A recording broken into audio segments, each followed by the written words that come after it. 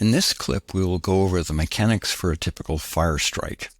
In the clip covering air operations, we gave an example of a fire strike resulting from an air call. In this clip, we will look at a fire strike resulting from an Army call.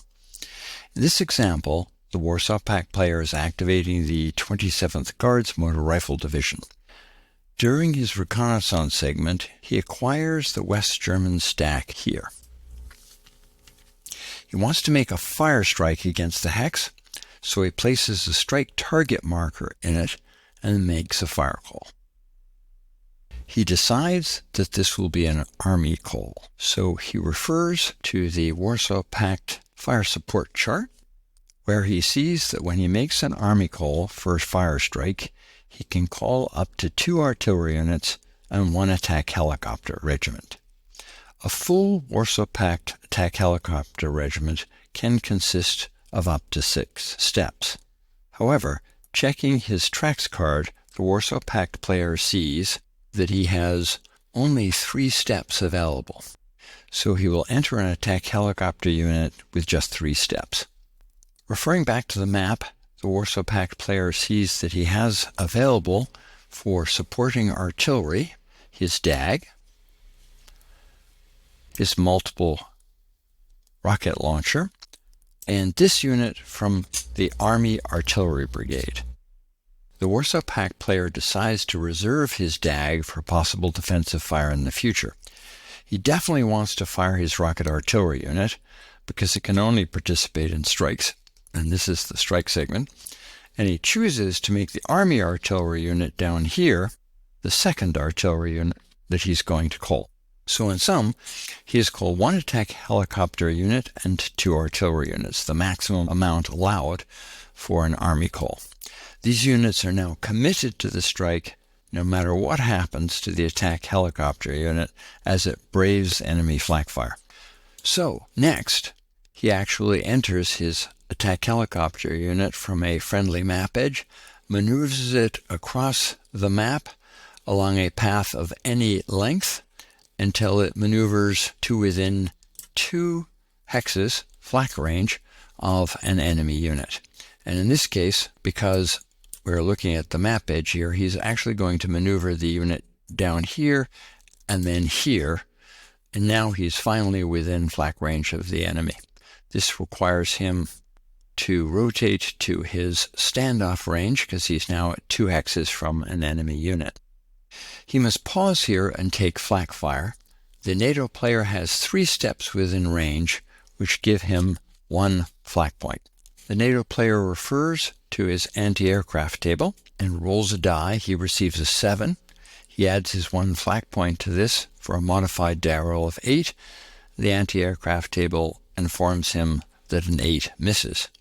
Next, the Warsaw Pact player continues to maneuver his attack helicopter unit outside of the range of enemy flak until he reaches a position within 2 hexes again. At this point, he is again subject to flak fire. The units that are within 2 hexes again project 1 flak point. The NATO player rolls the die again. This time he rolls a 4. He adds a flak point to it, which becomes 5. This 2 misses. Now, the Warsaw Pact player could choose to move 1 hex closer, which would allow him to increase his firepower, but it would also expose him to each of these steps at a full flak point each, and to whatever steps are in these 2 units also at a third of a flak point each, and so he decides that that's probably too much flak to risk. So he stays out here at a 2 hex range. So now he is going to total up the firepower of his MLRS unit, his towed artillery unit, and his Mi-24 unit to determine what his total attack strength is. His rocket artillery unit is 1 step for an 8. His artillery brigade is a 6 times 2 steps for a 12. So 12 and 8 is 20. We add in this attack helicopter unit, which is 3 times 3 or 9. So 20 plus 9 is 29. We apply the standard division by 2. 29 is reduced to 14. So we have an effective fire strength of 14 hits coming in on this attack. The Warsaw Pact player consults the CRT, rolls the die, he receives a 4. This gives him a -1 hit modifier, so the original 14 effective strength becomes 13 actual hits inflicted.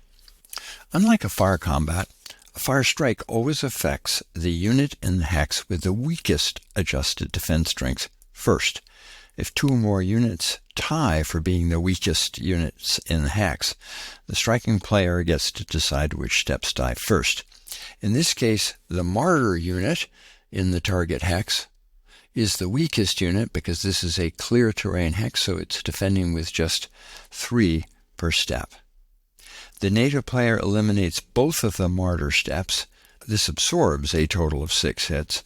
That leaves another 7 hits unabsorbed. That 7 is not enough to claim the last step of tanks, which has a defense strength of 9.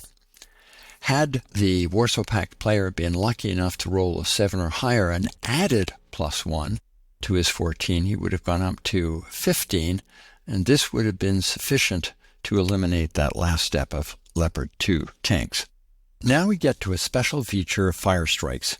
Whenever the total number of hits inflicted by a fire strike on a target hex is greater than or equal to the adjusted defense strength of a surviving unit in that hex, it becomes disrupted by that strike. Place a disrupted marker on top of the unit.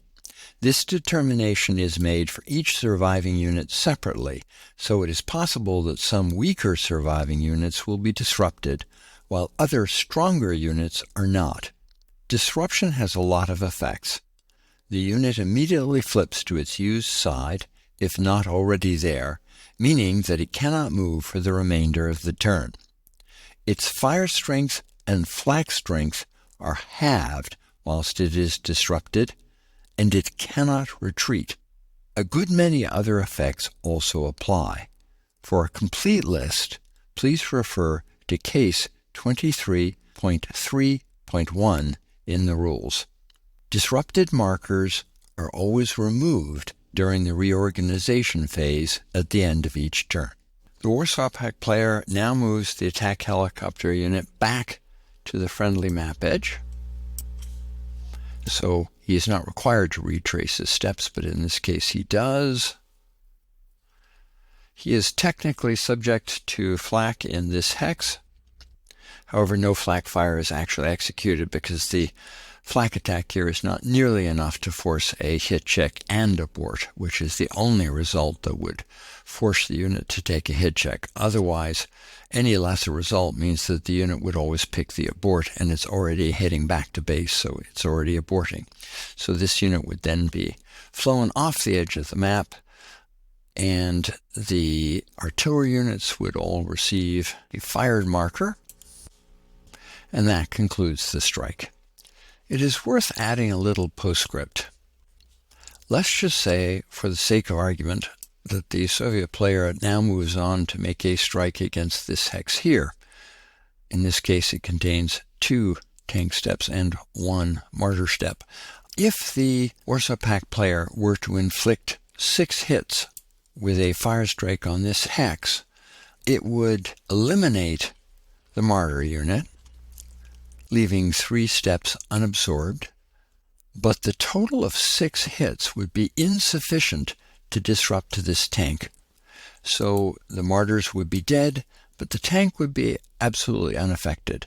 Disruption is always measured against each individual unit within the hex, and a unit is only disrupted if the total number of hits inflicted in that strike is greater than or equal to each individual unit's adjusted defense strength. That concludes our clip.